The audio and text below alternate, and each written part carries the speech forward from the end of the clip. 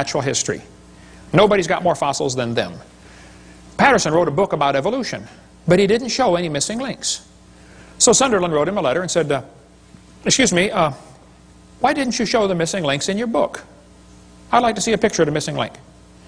Patterson wrote back and said, I fully agree with your comments on the lack of evolutionary transitions in my book. If I knew of any, fossil or living, I would certainly have included them. I will lay it on the line. There is not one such fossil. There are no missing links. The whole chain is missing. It's not a link they're looking for, folks. Even Stephen Gould said the absence of fossil evidence is a nagging problem for evolution. Yeah, it sure is. Stephen Gould died with a set of my videos on his shelf in his library. I hope he watched them. I donated them to him years ago, way before he died. Hopefully he watched them and got saved. I don't know. So Niles Eldredge and Stephen Gould have kind of resurrected the punctuated equilibria idea that came actually from Richard Goldschmidt. Goldschmidt said, the first bird hatched from a reptilian egg. They got so frustrated looking for missing links, they couldn't find any. They said, well, this just proves evolution happened quickly. Oh, I see, yeah. And this bird that hatched from the reptile egg, excuse me, who did it marry? Don't you have to have two in the same place of the opposite sex? I mean, what if you get two males? Huh? And don't they have to be at the same time in history? What if one's born just 10 years before the other one? Ah, just missed it. You got to get them in the same place of the opposite sex at the same time, and they got to be interested. You got a whole bunch of problems, okay? Serious problems. Then they tell the kids to think critically. Which theory best describes the organism's evolution? Gradualism or punctuated equilibria? Look what they do. Kids, which theory is the best explanation? Slow evolution or fast evolution? Do you see how they're giving the kids two options, both of which are false? Which is correct, boys and girls? Elephants are orange or elephants are pink? Oh man. Mom, what should I write for this one? I don't know, honey. Go do your homework. They're neither one. Do you realize how frustrating this is for Christian kids to go through public schools and have this kind of stuff day after day after day, and how it wears at their faith?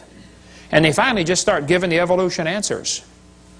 And 75% of the kids from Christian homes are being destroyed and losing their faith going through these public schools. That's not thinking critically. This textbook says, which is correct, boys and girls? Did evolution happen gradually or in short leaps and punctuated equilibria? They give them two options. Evolution happened slowly or evolution happened quickly. These guys are not capable of thinking outside the box. It didn't happen at all. Is that an option? But I guarantee if a kid puts it didn't happen at all on his test question, the teacher's going to count it wrong. I debated Dr. Pigliucci from Knoxville, Tennessee, UT Knoxville. I said, Dr. Pigliucci, you've studied and taught evolution of plants for 10 years. You've received $650,000 in grant money to study the evolution of plants. What's the best evidence you know of for evolution? That was my question. His answer was, the evolution of whales. I said, just exactly what kind of plant is a whale anyway? Yeah. He said the hippo is evidence for evolution because it's in the process of adapting to an aquatic way of life. Hippo is proof for evolution because it likes to go in the water. Oh, wow, I like to go in the water too. What's that mean? Evolution's a shell game. Everybody thinks that somebody else has the evidence. The biologist says, oh, we don't have it. The geologist has it. The geologist says, oh, we don't have it. The anthropologist has it. It's a shell game with one major difference. You know how they put the P down there and try to get you confused, you know, which one has the P? The difference is, there's no P under any of them. Nobody has the evidence. Nobody. They're all lying. They say, what about horse evolution? Yes, boys and girls, you see this? The four-toed horse evolved to the one-toed horse. That's a lie, proven wrong 55 years ago. The hyrax is the so-called four-toed horse. They're still alive today. In Africa and Turkey, there's still a little bitty critter. There's one right there, a hyrax. They don't tell you the early horse had 18 pairs of ribs. The next one had 15. These animals are not even related. They just picked some bones and put them in order they wanted them. The next one had 19 and then back to 18. This horse evolution theory was proven wrong a long time ago. There's a whole variety of horses today, by the way, big ones and little ones. But back in 1950, G.G. Simpson, a famous evolutionist, said, this horse evolution was unintentionally falsified. It's not true.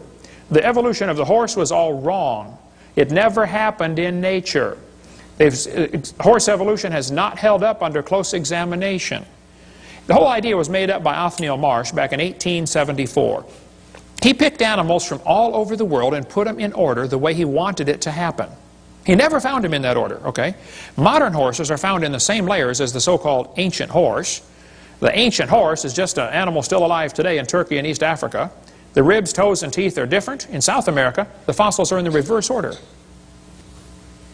Real problem. They're never found in the order presented in the textbooks.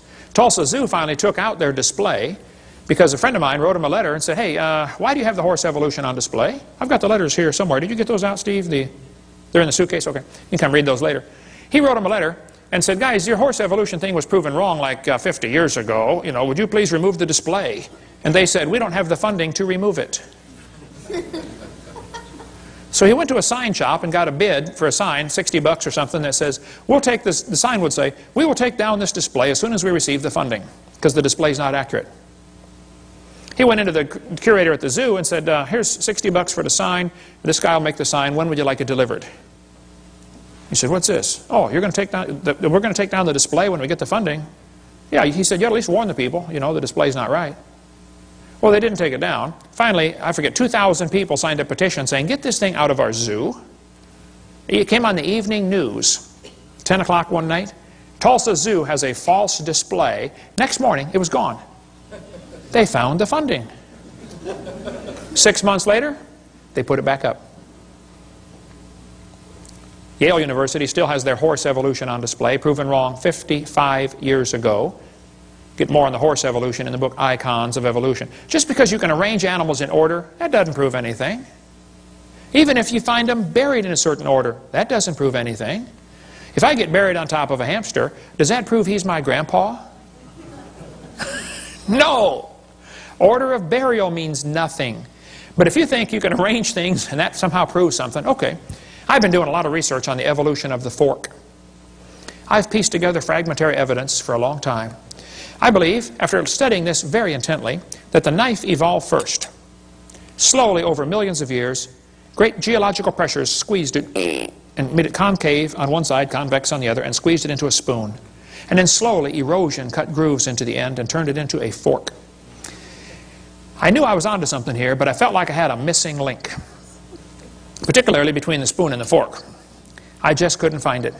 Till one day I was flying to Connecticut on U.S. Air.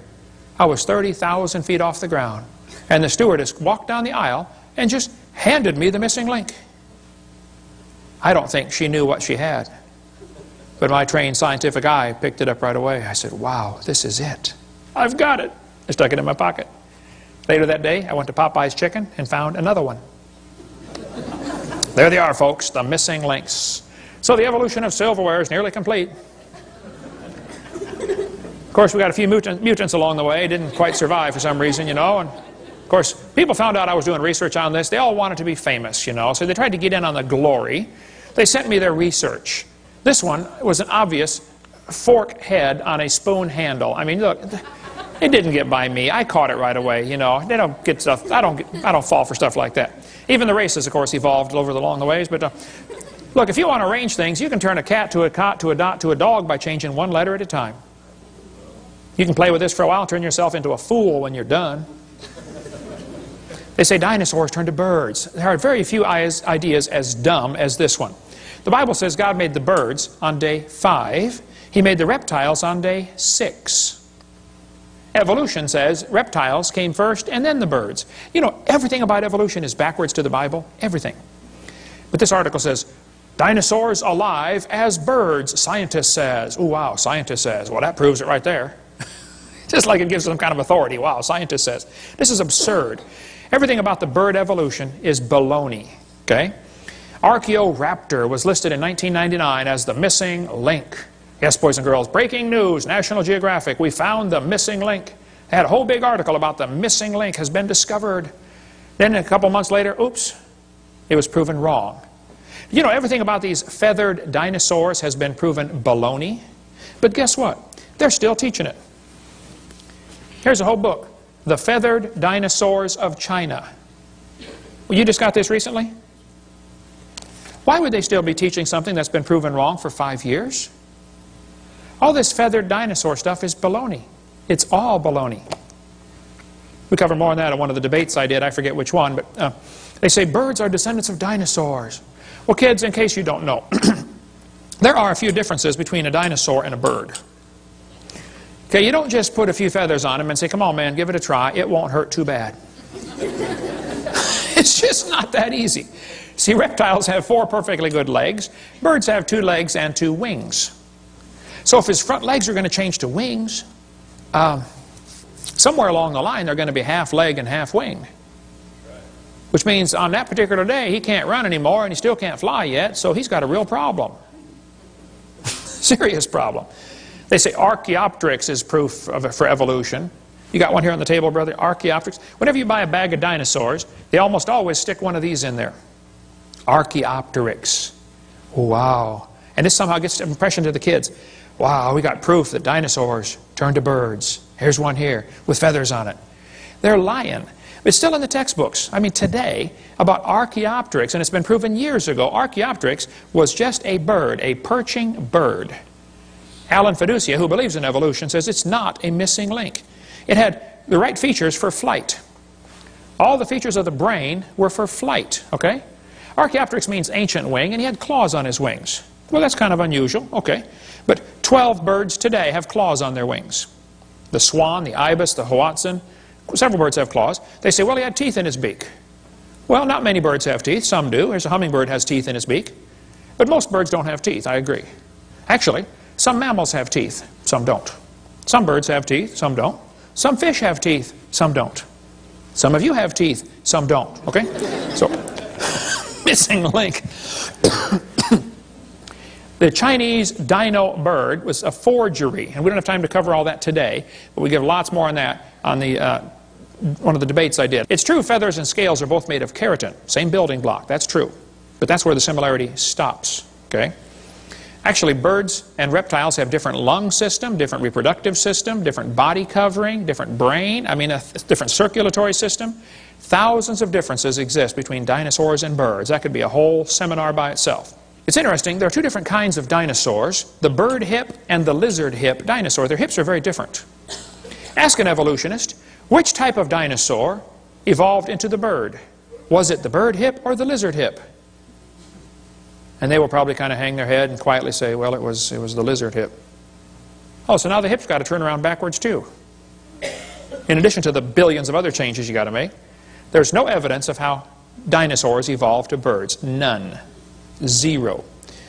So who's right? Well, Richard Dawkins said, it's absolutely safe to say if you meet someone who claims not to believe in evolution, that person is ignorant, stupid, or insane, or wicked. Sounds like he's open for a discussion. When I went to England, we tried everything to get to debate Richard Dawkins. He refused. He hung up on my secretary. His secretary hung up on me when I called back. Jesus said, you shall love the Lord your God with all your mind. There's no mental reason to reject Christianity. It's a logical deduction to say, hey, there must have been a designer. You see something complicated like this world, you say, hey, must have been a designer. Evolution's not a fact. It's not even a good theory. It's not even a hypothesis. It's a metaphysical research program.